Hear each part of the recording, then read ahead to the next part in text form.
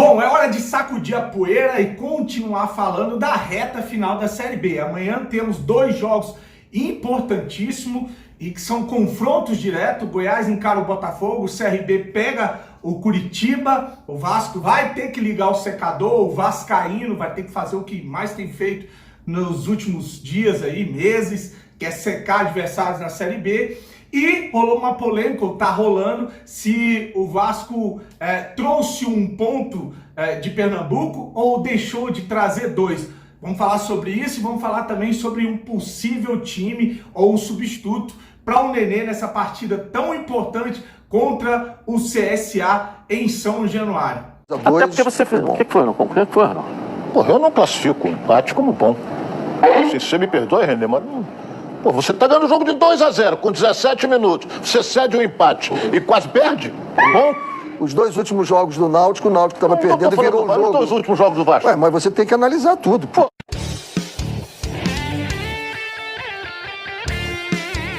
Vascaíno do Cerrado.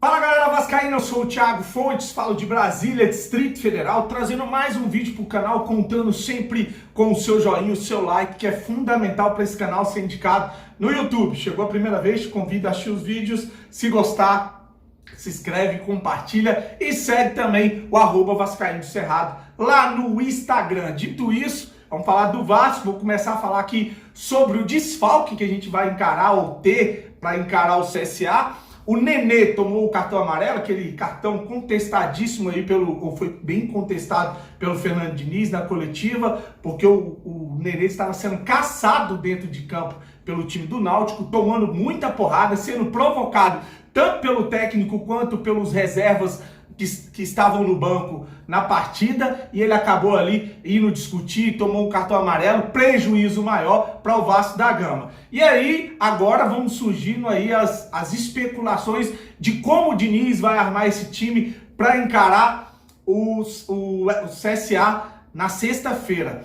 Mas antes, eu vou falar aqui os números do Nenê, que vem de 8 partidas no Vasco, são 4 gols, 5 participações em gols, 6 chutes certos, 6 grandes chances criadas, 21 passes decisivos e 110 passes certos no terço final ali do campo. Então, um jogador que desde que chegou, fundamental para esses pontos que o Vasco conquistou, vitórias, empates, só uma derrota que foi a pro Sampaio Corrêa.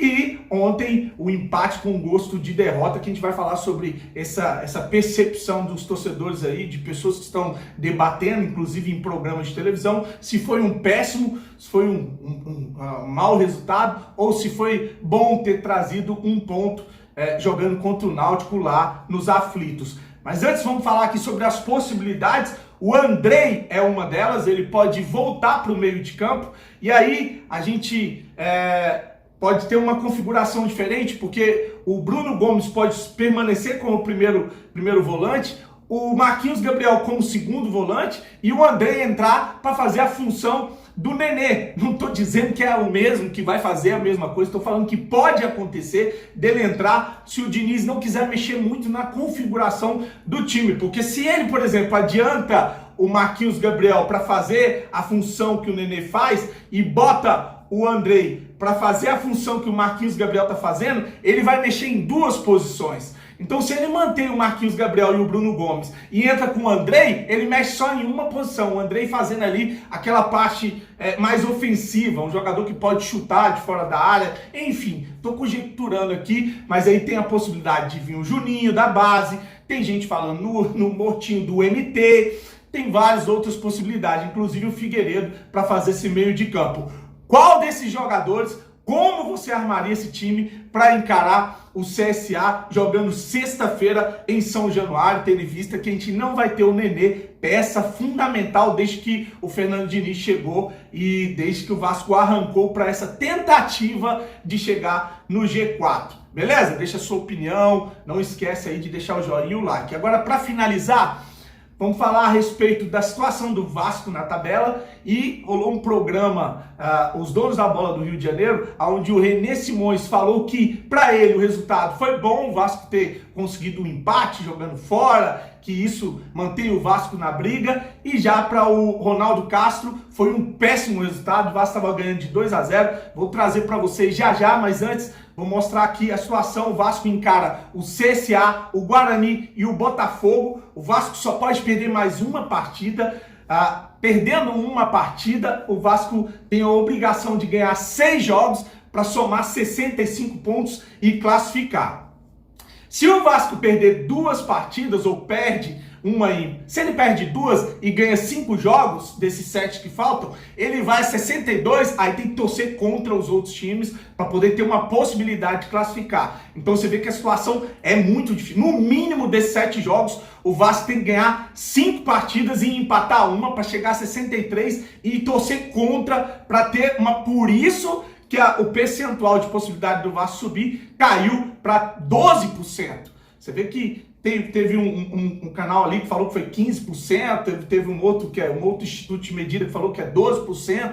Enfim, as chances são mínimas e o Vasco não pode tropeçar contra o CSA, queimar esse cartucho, porque vai pegar uma sequência difícil. Inclusive, jogar com o Vila Nova aqui em Goiânia é uma tarefa muito complicada. Esses times que estão todo mundo dizendo que o Vasco vai ganhar, o Vitória, o Remo, Londrina. No primeiro turno a gente viu esse filme e o negócio foi complicado. Mas tá aí, a situação do Vasco, que é sexto com 47 pontos, brigando para chegar aos 50 e encostar no Goiás, que tem 52 pontos. O Goiás encara amanhã o Botafogo, jogando aqui no Serra Dourada. Vamos ver como é que vai ficar. Tem que torcer para o Botafogo. E o CRB encara o Curitiba. Tem que torcer para o Curitiba. Essa é a sina do vascaíno. Vou deixar para finalizar o programa Os Donos da Bola do Rio de Janeiro, o René Simões e o Ronaldo Castro discutindo sobre se foi bom ou ruim o resultado do Vasco jogando contra o Náutico em Pernambuco. Grande abraço, fique com Deus e saudações vascaínas. Bom, o Vasco saiu na frente, mas deixou escapar. Mas vamos embora, segue o jogo de olho na classificação para a primeira divisão. O Vasco vai chegar lá, eu tô com essa sensação, rapaz. Vamos lá, e olha que eu não ganho dinheiro fazendo previsão, hein? Vamos lá. Olha o gol do Vasco. Foi feliz nesse primeiro gol, porque foi uma falha do zagueiro e o Nenê, craque, antecipa tudo. O Nenê bateu quando ela chegou. Matou inteiramente o goleiro. Agora que foi uma falha lamentável do zagueiro, foi. E o que me surpreendeu foi que o Vasco meteu 2-0 com 17 minutos. Eu digo, não perde mais, e quase perdeu o jogo. Quase que retribui a linha que aquele lance ali. Ó. Presente se dá com presente, se retribui com presente. Olha só, faltou pouco. Ganha um gol, quase que entrega o outro. Mas vamos lá, professor. O que aconteceu nesse jogo... Olha, outra entrega. Olha o segundo gol do Vasco. O goleiro tá errado. Ele é canhoto, sai com o pé direito. Olha só. Né? Olha o passo do Nenê. Excepcional. E o Marquinhos, né, Gabriel, fazendo uma partida excepcional. Michael, do Flamengo, podia ver ele assim. Olha assim, quando chega ali, olha lá, vê o companheiro melhor, toca a bola. O Michael não vê isso, né, cara? O que acontece com o Grêmio é que o Grêmio saiu da rotina, o Náutico saiu da rotina dele. O Hélio é especialista em contra-ataques. Joga muito bem. Joguei várias vezes. Mas ele começou o jogo mordendo o Vasco não conseguia respirar. Olha esse cruzamento, olha o Zeca. Pô, o cara... Mas o erro foi aqui, Ronaldo. O Nenê deu o passe errado. E não importa, você sabe quem estava marcando? Você sabe quem estava marcando o lateral lá?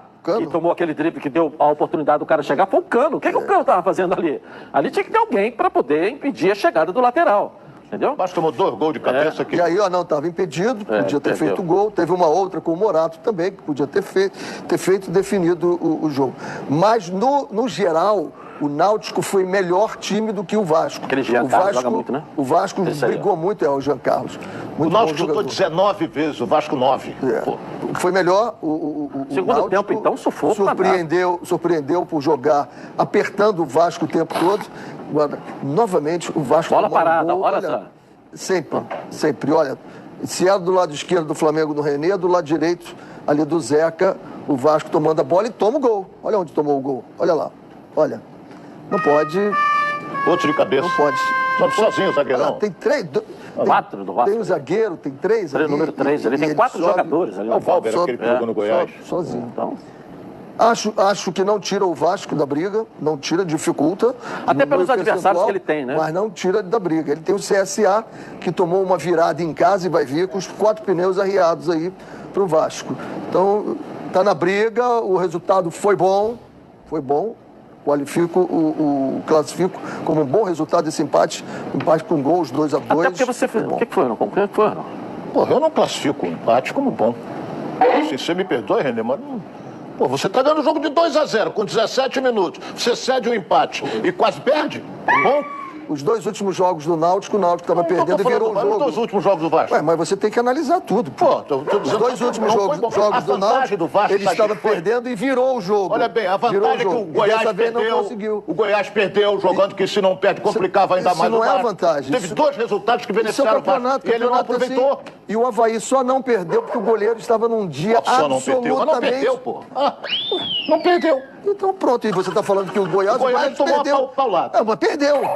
Quem? O Goiás perdeu. Mas eu falei aqui que perdeu. Tá bem, mas eu tô dizendo que o Avaí não perdeu porque o goleiro... Mas não perdeu. Tá bem. O Avaí ganhou o jogo, rapaz. Pois é, porque o... Ganhou o jogo de 1-0. Agora, se o goleiro pegou tudo, é outro departamento. Agora, o Goiás perdeu jogando em casa. Foi fantástico. Pô, então... E o Guarani perdeu também.